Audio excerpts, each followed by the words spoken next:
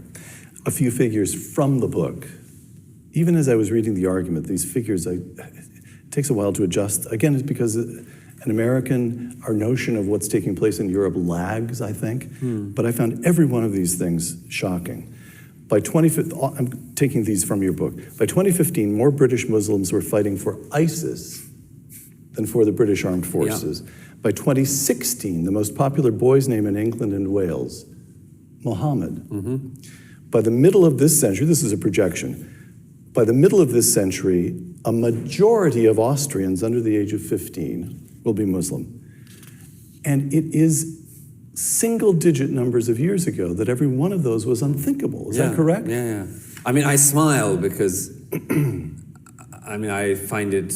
You're used to it. I find it, if I didn't laugh, I'd cry. I've done the crying. I mean, the point about this is that, again, all of these things you're meant to not notice. You're meant to not say it either. You're meant to say, yeah, okay, so Mohammed happens to be the most popular boy. What are you saying, bigot?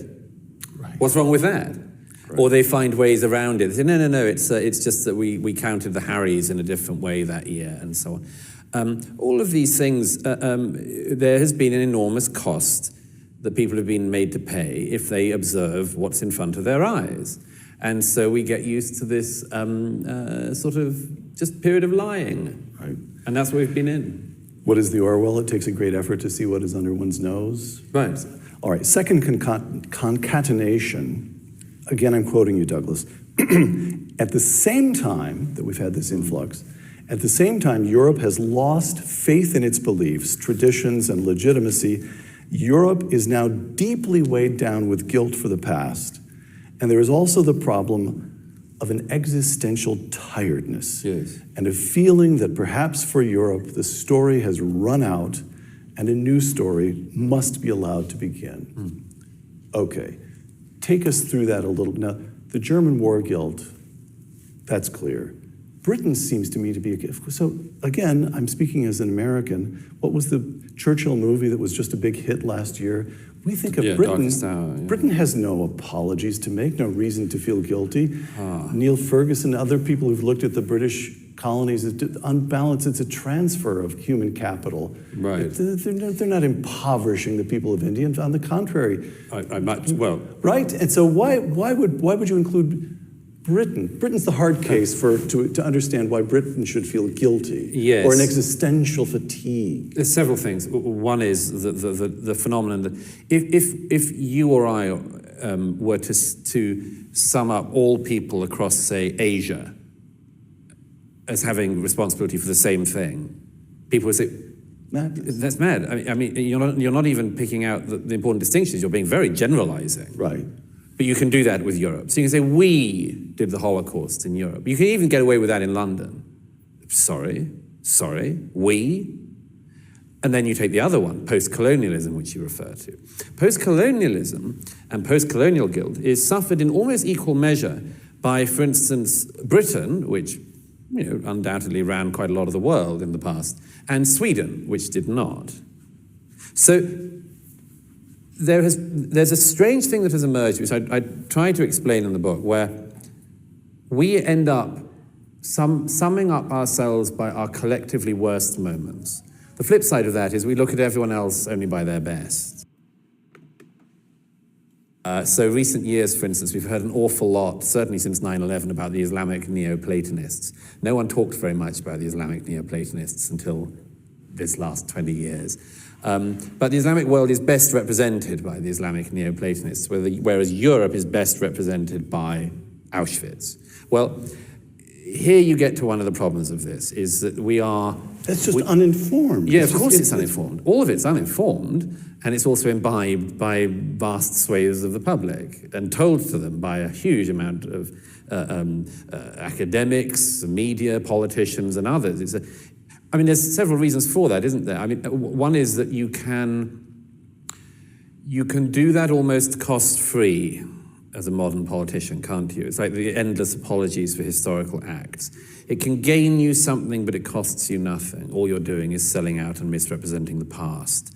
But you yourself might be able to polish a bit of your halo or burnish your reputation in some way. But this is just one element of this. This thing I describe as the sense of the story running out. A couple of people have said, and I'm very glad they've pointed this out, that in some ways it's the most original part of the argument of my book. The immigration bit is important, and people should know about it. But so this guilt-ridden complex that Douglas is talking about, that is being felt by the British, in which all of Europe's problems, all of Europe's, let's just say, the things that, are associated with European values, the good and the bad, and especially the bad.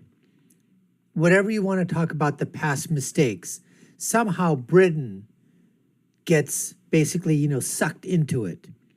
And so all of Europe's mistakes, all of Europe's past tragedies, somehow these are now perpetuated within England and in Great Britain, and is being talked about by who? It's a change in the history. It's a change in the story. So, for example, if you were going to say something, Europe is going to be marred by the tragedy of all the concentration camps, Auschwitz, as Douglas talks about. Well, how does England get dragged into that? What did England have to do with the Jewish extermination that was being committed by the Nazis? Nothing at all. But they're dragged into it, just like with everything else, slavery, post-colonialism, everything. And this is what's being taught. This is what's being reported by the liberals, by the progressives, by the media, a rewrite of British history, of European history, making England that colonialism, that was terrible. Imperialism, terrible. It had absolutely no good whatsoever. It just completely decimated the entire world. You can have an argument on that. That's perfectly fine. But to rewrite history in terms of where England is to blame for all of the ills of the world, that's exactly what's being taught to the young people. And they're drinking it up. They're lapping it up because that's what's being told. It's the same thing that happened in the United States of America for those of our British counterparts across the pond. America owned slaves. No, America did not own slaves. The South owned slaves. The North didn't. The South wanted slavery. The North didn't. The Democratic Party was a party of slavery. The Republican Party, post-Abraham Lincoln, was a party that wanted to free the slaves. A Republican president wanted to free the slaves. That's why they went to war. And when they went to war, half of the country went to war to try to keep slaves. The northern part wanted to free the slaves. Hundreds of thousands of people died. Why? Some of those people wanted to keep slaves. The other people that died wanted to free the slaves. But history is written as if slavery was the only slave trade that occurred was the Atlantic slave trade, and America was at the top of it, which is not even freaking close. They don't talk about the Slav trade. They don't talk about the Barbary pirates. They don't talk about the Islamic trade slaves. I mean, this is unbelievable, folks. But this is what Douglas is trying to get to the heart of the matter, that unfortunately, there's such a huge force to be fought against because they're the ones that are trying to rewrite and reshape history to make it look like as if Europe, Great Britain, the United States of America, all these countries were formed because of the ill that they committed, the evil acts that they committed in terms of the past. Anyways, we're going to get to more of Douglas with Peter Robinson. And we're going to do that. But before we do, just want to let you know you're watching the Dr. Nasir Shaikh Show. I'm your host, Dr. Nasir, where I give you my political prescription from my political perspective. What happens when you get culture and religion and science and entertainment and social media and everything else just comes crashing together. Let's get back to more than an interview with Douglas and Peter Robinson right now. the us bit. What is it about us that would mean this all happened? Not many people have, I think, written about. And by the way, I'm very disturbed about this because almost none of my critics, and there are some sadly, but almost none of them pick up on this thing. Almost none of them. They go for me over the immigration, Right. but they never pick up on this. I have not to date had one critic who said, you're wrong on the existential tiredness. You're wrong on that. Our best days are all ahead of us, or any of that. I don't get any of that. And that's a disappointment because I was rather hoping I would. Well, all right, so let's take a moment. Help me think it through, layman that I am, that I haven't thought about this in any great detail. So what's the parallel? What's the parallel? I don't know, 5th century Rome, collapse of civilizational self-confidence. Of course they could have kept the barbarians out of the city, but they permitted the city to be sacked for reasons that don't make any sense all these years later. And we get the same, you can see why Europe would have felt that the First World War was a catastrophe. Second World War is in some ways a reparation. And in all the years since the Second World War, the Germans have made this concerted effort to build a good society. Right. There's been economic recovery of all kinds. And instead of feeling a sense of pride and accomplishment, it's just exhaustion. Well, why? Why? The why is this. Almost everything is still behind crime scene tape. You mentioned World War I, borders, okay? I was in the Middle East again recently. In the Middle East, most countries recognize borders to be a prerequisite for peace. If you don't have borders, you're in trouble. Europe thinks that borders are the cause of war. Okay, so that's just the beginning of geography problems. Right. Move on. We had wars of religion before we had the wars of nation states. Some people forget that now, but it means that religion also is to a great extent behind crime scene tape. In the 20th century, it was Europe that came up with the two twin nightmares of fascism and communism. So we're very distrustful of not just politics and political ideas, but the philosophy and possibilities that might lead to them. So it leaves you in this position where absolutely everything is still a crime scene, and you're trying to work out how it happened. And that's why whenever anyone mentions something like borders, Angela Merkel and everybody else in any position of power hears, but the strong borders would be a reason we go to war again. That's what we did then. Ideas. This is why this is a terrible thing to say for some philosopher friends, but European ideas, to a great extent of philosophy, has become a game. I'm not saying it hasn't in America as well. It's a sort of hermeneutical game. You can look at the game, but you can't play it because you daren't, because you know what you might go back to. I describe in the book, I had a sort of just terrible moment of realization about this some years ago at a conference at Heidelberg. And I just realized every single idea was off the table. Not only the ideas, the words. You couldn't say culture. I was almost meltdown when I did. You can't use anything because everything might make us do it all again. Well, it's not surprising in that situation that people would have a sense of weariness.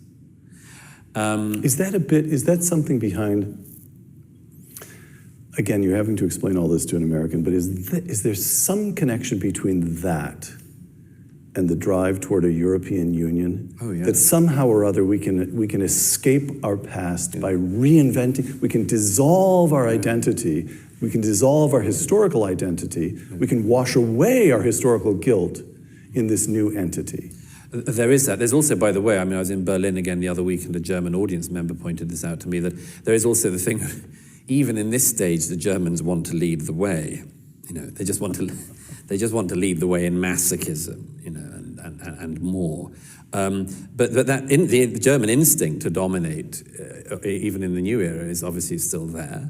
And also the European Union provides something to do. I was having this debate a little while ago with the former Polish foreign minister who said, yes, we've got to keep moving. The EU has to keep moving. It's got to have purpose. It's endlessly onwards and onwards. And my view as a skeptic of that particular project is, how about that it moves until the point at which you lose the public, for instance? How about that? But that's, of course, that's a mad xenophobic British view, of course. All right, you have a new... Again, Douglas tries to bring out the fact that anytime you try to bring about British sovereignty, British history, British heart, art, entertainment, British structure, British society, whatever happened in the past, the good that Britain did in World War II, standing up to the Nazis, standing up to Hitler. Literally, at that time when, if Britain hadn't stood up, if Britain hadn't put their best pitcher into the game, Winston Churchill, and for 6, 7, 8 innings, I'm using a baseball analogy here because I don't know how to use it with the cricket one for our British counterparts across the pond. But guess what? They withstood it. He was there for 6 or 7 innings. And yes, America came in with the relief pitcher. They came in with the save. But if it wasn't Britain holding it down in the very beginning, guess what? This YouTube video right now, I'd be speaking German to you guys. That's exactly, but you know what? They don't get credit for it. You bring that up, just wash it away. It has nothing to do with anything. Look how racist Europe is. Look how racist Britain is. You guys are bigots. You guys don't like immigration. You don't like the changing society. You don't like religion. You don't like this. You don't like that. That's what's happening. The same thing they're trying to do here in the United States of America. Rewrite history. Get rid of the Constitution. It's not a living, breathing document. We need to have a new Constitution. We need a new Bill of Rights. We need everything new. Just start all over again. And let's have everybody's, perspective put into a document. That's what's going on here, folks.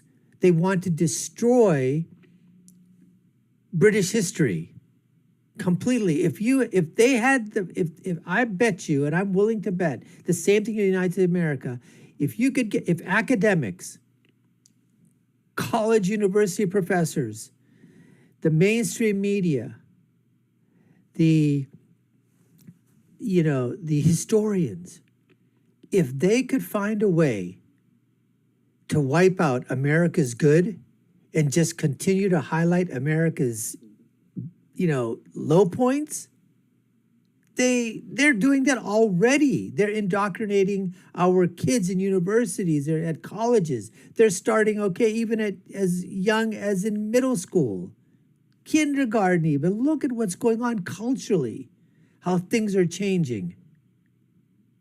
And the same thing is happening in Britain as well and across Europe too, folks. And all Douglas is trying to do is opens people's eyes to it and let them make the decisions after that. But at least he's giving them a little bit of a viewpoint and basically saying, hey, take a look at this.